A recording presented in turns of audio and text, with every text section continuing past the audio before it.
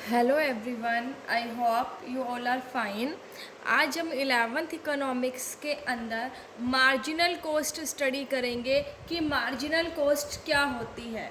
देखिए, मार्जिनल का मतलब मैंने आपको बताया था कि मान लीजिए आप यहाँ पर हैं, ठीक है, और आपने इतनी डिस्टेंस कवर कर ली, अब यहाँ पर आ गए तो एक स्टेप से जब दूसरी स्टेप में बजे मतलब आप गए आगे, तो बीच का ये जो डिफरेंस है, ये जो जितना आपने कवर किया, ये होता है मार्जिनल।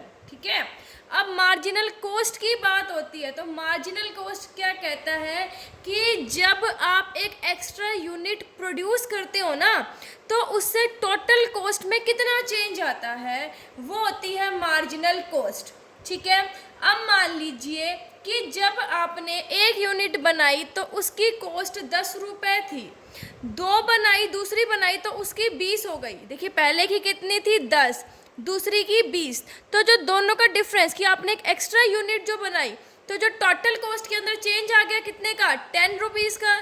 तो 10 क्या है, मार्जिनल कॉस्ट। ठीक है, so marginal cost is the change in total cost when an additional unit of output is produced। Marginal cost का मतलब है कि जब एक एडिशनल यूनिट प्रोड्यूस की जाती है तो उससे टोटल कॉस्ट में कितना चेंज आता है, वो होती है मार्जिनल कॉस्ट। अब मार्जिनल कॉस्ट को कैसे कैलकुलेट करते हैं, अगर हम nth टर्म की निकाल रहे हैं तो टोटल कॉस्ट उसी nth टर्म की, उसमें से हम जो n-1 है, जो पिछली कॉस्ट है, वो हम माइनस कर देंगे। ठीक है, वो आ जाएगी हमारी marginal cost of nth term. इसको मार्जिनल कॉस्ट को निकालने का एक और फॉर्मूला भी होता है, change in total cost divided by change in quantity. आप ऐसे भी मार्जिनल कॉस्ट को कैलकुलेट कर सकते हो। MCN का मतलब क्या है कि nth यूनिट की मार्जिनल कॉस्ट, TCN का मतलब क्या है, n यूनिट ऑफ आउटपुट की टोटल कॉस्ट, n-1 उससे पीछे वाली की। ये क्या है, delta TC change in total cost, और डेल्टा Q क्या है, change in output, change in quantity. देखो हम कैसे, अभी हम पढ़ेंगे कि कैसे हम टोटल कॉस्ट से मार्जिनल कॉस्ट को कैलकुलेट करते हैं। यहाँ पर हमारे पास आउटपुट दिए हुए हैं 0 से लेकर 8 तक। टोटल फिक्स्ड कॉस्ट आपको पता है हमेशा फिक्स ही रहती है, चाहे कुछ भी प्रोड्यूस मत करो, चाहे आप कितना भी प्रोड्यूस करो, ये कांस्टेंट रहती है, जो कि है 10-10-10। ठीक है, टोटल वेरिएबल कॉस्ट चेंज होती है, जैसे जैसे आउटपुट चेंज होते हैं वैसे वैसे वेरिएबल कॉस्ट भी चेंज होती है, बढ़ती जाती है। अब देखिए, 0 थी, फिर 1 पे 10, भाई ये ध्यान रखना टोटल वेरिएबल कॉस्ट 0 पे 0 रहेगी, क्योंकि आप कुछ प्रोड्यूस ही नहीं करोगे तो वेरिएबल कॉस्ट नहीं देनी पड़ती। तो ये वेरिएबल कॉस्ट है। अब टोटल कॉस्ट हम कैसे कैलकुलेट करते हैं, जब हम टोटल फिक्स्ड कॉस्ट और टोटल वेरिएबल कॉस्ट को दोनों को जोड़ देते हैं तो वो टोटल कॉस्ट के इक्वल होता है। ये हमने लास्ट वीडियोज़ में भी बहुत अच्छे से स्टडी किया था। तो 10 + 0 10, देखो ये 1, ये 2 और 3, 2 + 3 क्या बन जाएगा, 4, that is equal to total cost. 10 + 10 20, 10 + 18 28, 10 + 24 34, 10 + 28 38, 10 + 32 42, 10 + 38 48, 10 + 46 56, 10 + 62 that is equal to 72। अब मार्जिनल कॉस्ट की बात आती है। मार्जिनल कॉस्ट को निकालने का फॉर्मूला है total cost of n term minus n-1। अब देखिए टोटल कॉस्ट पे आ जाओ, ये टोटल कॉस्ट है हमारी, भाई हम किसकी मार्जिनल कॉस्ट निकाल रहे हैं, पहले तो 0 की। ठीक है, ये हमारे लिए nth है। अब टोटल कॉस्ट इसकी कितनी है, 10, इससे पिछले वाला कुछ नहीं है तो ब्लैंक हो जाएगा। फर्स्ट की निकालते हैं, तो फर्स्ट की कैसे निकलेगी, nth क्या है, total cost of nth term 20, n-1 क्या पिछली, 20 - 10 दैट इज 10, 28 - 20 दैट इज 8। अगली कैसे निकलेगी, 34 - 28 that is 6, 38 - 34 that is 4, 42 - 38 that is 4, 48 - 42 that is 6, 56 - 48 that is 8, 72 - 56 that is 16। देखिए मार्जिनल कॉस्ट जो है पहले घट रही है, फिर ये कांस्टेंट है, देन क्या हो रही है, ये बढ़ रही है। ठीक है, सो देखिए अभी हम इसको स्टडी करेंगे, ये टेबल जो है वो क्या कहती है, देखो दिस टेबल शोज दैट, ये टेबल क्या कहती है, क्या शो करती है टेबल, कि total cost increases at ₹20 when first unit is produce.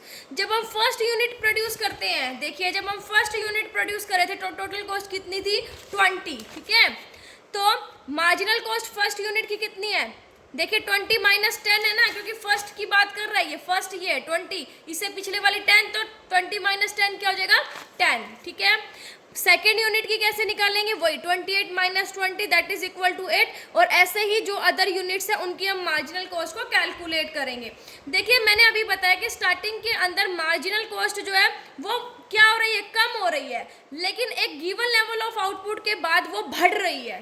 भाई आपको पता है कि मार्जिनल कॉस्ट मार्जिनल प्रोडक्ट के अपोजिट होती है। जब मार्जिनल प्रोडक्ट बढ़ता है, increasing returns to a factor, ठीक है, तो उससे कॉस्ट कम आती है, और डिमिनिशिंग रिटर्न्स होते हैं तो ज़्यादा आती है। तो यही रीज़न है कि मार्जिनल कॉस्ट पहले तो क्या होती है, घटती है और फिर बढ़ती है। देखिए ये हमने डायग्राम बनाया, एक्स एक्सिस पर हमने आउटपुट लिए, वाई एक्सिस पर हमने मार्जिनल कॉस्ट पहले घटती है, देन कांस्टेंट और फिर बढ़ती है, ठीक है। यही डायग्राम है, देखिए मार्जिनल कॉस्ट जो है यू शेप है, और यू शेप किसके अकॉर्डिंग होता है, लॉ ऑफ वेरिएबल प्रोपोर्शन के अकॉर्डिंग, क्योंकि स्टार्टिंग के अंदर मार्जिनल कॉस्ट कम होता है, क्यों, क्योंकि मार्जिनल प्रोडक्ट बढ़ता है, ठीक है, मतलब increasing returns to a factor की वजह से। फिर मार्जिनल कॉस्ट बढ़ने लग जाती है, क्यों, क्योंकि diminishing returns to a factor की वजह से। जब मार्जिनल प्रोडक्ट घटेगा तो कॉस्ट तो ऑटोमेटिकली बढ़ेगी, ज़्यादा प्रोडक्शन होगा तो कॉस्ट सब में डिवाइड हो जाएगी, तो कॉस्ट कम आएगी, ठीक है। अब ये कहता है कि जो मार्जिनल कॉस्ट होती है वो सिर्फ वेरिएबल कॉस्ट ही होती है, फिक्स्ड कॉस्ट नहीं होती, क्यों, क्योंकि मार्जिनल का मतलब क्या, एक एक्स्ट्रा, एक एडिशनल कॉस्ट, और एडिशनल कॉस्ट क्या फिक्स कॉस्ट हो सकती है, नहीं, फिक्स कॉस्ट तो बिल्कुल कांस्टेंट रहती है, ठीक है। तो इसलिए ये ओनली वेरिएबल कॉस्ट होती है, मतलब मार्जिनल कॉस्ट का जो जोड़ होता है वो टोटल वेरिएबल, देखिए जो मार्जिनल कॉस्ट का जोड़ है वो टोटल वेरिएबल कॉस्ट के इक्वल होता है हमेशा। Summation of marginal cost is equal to total variable cost, ठीक है। अब देखिए जो शॉर्ट पीरियड मार्जिनल कॉस्ट होता है उसको हम टोटल वेरिएबल कॉस्ट से भी कैलकुलेट कर सकते हैं और टोटल कॉस्ट से भी। क्यों, मार्जिनल कॉस्ट का फॉर्मूला क्या होता है, TCN माइनस 1 भी लिख सकते हो, या फिर total variable cost of nth term minus total variable cost of n minus 1। कैसे इस चीज़ को प्रूफ करेंगे, देखिए मार्जिनल कॉस्ट का फॉर्मूला है TCN माइनस 1, ठीक है। अब टोटल कॉस्ट किसके बराबर होती है, total fixed cost of nth term plus total variable cost of nth term, ये माइनस का फिर n माइनस 1 टोटल कॉस्ट की कैसे आएगी, total fixed cost of n minus 1 plus total variable cost of n minus 1, इसको हम कर लेंगे TFCN प्लस TVCN, माइनस का हो जाएगा और ये माइनस प्लस माइनस हो जाएगा। अब यहाँ पर टोटल फिक्स कॉस्ट जो है nth की वो किसके इक्वल है, n माइनस 1 की, क्योंकि दोनों कांस्टेंट होती है। चाहे nth टर्म की आप फिक्स कॉस्ट देख लो, चाहे n माइनस 1 की देख लो, देखो यहाँ पर चाहे आप nth टर्म मतलब 0 की देख लो, 1 की देख लो, तो किसी की भी देख लो कांस्टेंट ही रहती है ये। तो इसलिए टोटल ये किसके इक्वल आ गया, marginal cost total variable cost of nth term minus total variable cost of n minus 1, ठीक है, क्योंकि टोटल फिक्स कॉस्ट कांस्टेंट रहता है इसलिए ये ऐसे होता है। देखो मैं आपको टेबल के थ्रू भी बता देती हूँ कि मैंने अभी बताया मार्जिनल कॉस्ट को TCN माइनस 1 से भी कैलकुलेट कर सकते हैं और TV से भी। देखो TVC से कैसे कर सकते हैं, यहाँ पे 0 का 0 ये तो रहेगा, 10 minus 0 10, 18 minus 10 8, 24 minus 18 6, 28 minus 24 4, 32 minus 28 4, 38 minus 32 6, 46 minus 38 8, 62 minus 46 16। सो देखो आप टोटल कॉस्ट से भी कैलकुलेट कर सकते हो, टोटल वेरिएबल कॉस्ट से सेम ही आएगा क्योंकि टोटल फिक्स कॉस्ट तो कांस्टेंट होती है, ठीक है। सो आई होप आपको जो ये मार्जिनल कॉस्ट का कॉन्सेप्ट है वो अच्छे से समझ आ गया होगा, ठीक है। मार्जिनल कॉस्ट क्या होती है कि जब हम एक एक्स्ट्रा यूनिट प्रोड्यूस करते हैं तो उससे टोटल कॉस्ट में कितना चेंज आता है। सो आई होप आपको ये समझ आ गया होगा। Thank you, stay safe, stay home.